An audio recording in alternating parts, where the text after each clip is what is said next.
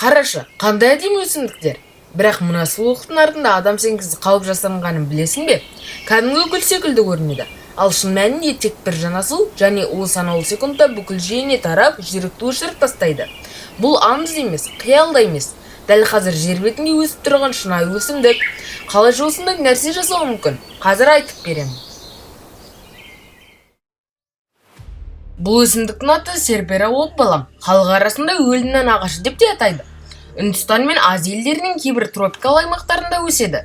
Сырттай қарасаң, кәдімгі ағаш, жемісі әдемі, бірақ ең қауіптісі оның ішінде. Бұл ағаштың жемісінің ішінде серберин деген у бар. Ол адамның жүректегі импульсін тоқтатады.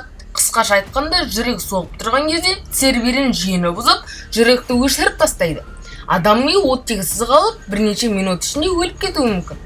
Ең сұмдығы, бұл улы жеміс жеуге әдемі, иісі де жаман емес. Бірақ аз ғана бөлігін жеген адамның денесі 1-2 сағатта кейін қатып, жүрегі сөніп қалады. Сол үшін ғалымдар бұл өсімдікті адам өлтіруге ең қолайлы қару деп атаған. Тергеу кезінде анықтау қиын, себебі у табиғи болғандықтан денеде байқалмайды. Статистика бойынша Үндістанның кей ауылдарында адамдар өз-өзіне қол жұмсау үшін немесе қылмыс мақсатында дәл осы жемісті қолданған жағдайлар кездескен. Сол себепті кей елдерде бұл өсімдікті өсіруге тыйым салынған. Ғалымдардың ойынша, бұл ағаш өзін жануарлардан қорғау үшін миллиондаған жылдар бойы осындай улы қорғаныш жасап шыққан. Яғни табиғат ешқандай жай нәрсенен жаратпайды, бәрінің себебі бар. Бұл өсімдік нериум олеандр, яғни олеандр. Көпшілік оны аулаларда, саябақтарда сәндік өсімдік ретінде отырғызады.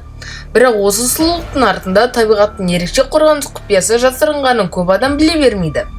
Олеандрдың барлық бөлігі жапырағы, гүлі, тіпті бұтағы да құрамында олеандр мен нерин деп аталатын заттар бар. Бұл өсімдікті зиянкестерден қорғайтын табиғат уы. Адам ағзасына түскенде ол жүрек ырғағын өзгертеді. Әлсіздік, бас айналу, жүрек соғысының өзгеруі сияқты белгілер туғызуы мүмкін. Тарихта бұл өсімдікке байланысты қызық оқиғалар болған. Мысалы, 1809 жылы Испаниядағы соғыс кезінде Наполеон әскерінің бір тобы ет пісіру үшін олеандр бұтақтарын қолданылғаны айтылады. Бірнеше адам ас ішкеннен кейін қатты сырқаттанып қалады. Басқа бір дерек, Калифорнияда балалар олеандр жапырағын байқамай жеп қойғаны туралы. Бірнеше сағаттан кейін оларда әлсіздік, жүрек айнуы сияқты белгілер пайда болған. Тіпті ауыл шаруашылығында да қауіптер бар. Кей елдерде сиырлар олеандр араласқан шөп жеп, судан уланған жағдайлар тіркелген. Дегенмен олеандрдың бір ерекше қасиеті бар. Ол өте төзімді. Құрғақшылықта да, ыстықта да гүлдеп, жасыл күйінде қалады. Осы себеппен Жерорта теңізінен бастап Азияның көптеген елдерінде, тіпті Қазақстан аумағында да кездеседі. Тарихи дерекке сүйенсек, Хиросима қаласында соғысқаннан кейін алғаш гүлденген өсімдік осы гүл болған. Сол үшін ол қалада бейбіт өмірдің символына айналған.